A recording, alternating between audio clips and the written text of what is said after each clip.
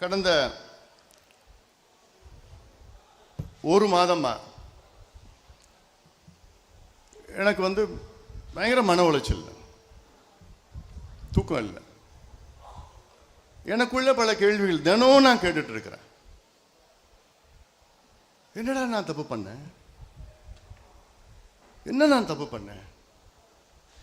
தூங்குறதுக்கு முன்னாடி இதுதான் எனக்கு மனசுல படும். தூங்கி எழுந்த உடனே எனக்கு ஒரு கேள்வி, என்ன நான் தப்பு பண்ணேன்?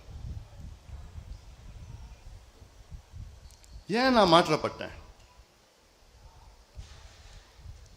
எனக்கு தெரியல என்ன நான் தப்பு பண்ண. எனக்கு தெரியல. ஒரு மாசமா ரொம்ப மன உளைச்சல் நான் இருக்கிறேன். என்னுடைய நோக்கம், என்னுடைய லட்சியம், என்னுடைய கனவு எல்லாமே ஐயாவுடைய கனவு, ஐயாவுடைய லட்சியத்தை நிறைவேற்றுவதுதான் என்னுடைய கனவு. வேற என்ன இருக்க போகுது? இவ்வளவு காலமா ஐயா என்னென்ன சொன்னாரோ அதை செய்து முடித்தவன்.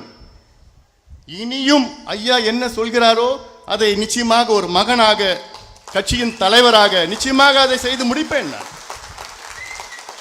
அது என்னுடைய கடமை. என்னுடைய கடமை. அன்புமணி ராமதாஸ் தர்மபுரியில பேசும்போது, நான் ஒரு மாத காலமா மன உளைச்சல இருக்கேன், நான் என்ன தப்பு பண்ண எனக்கு இந்த மாதிரி வியாழக்கிழமை உங்களுக்கு பதில் சொல்றேன். நாம தான் ஒவ்வொரு வியாழக்கிழமை சந்திக்கிறோம்.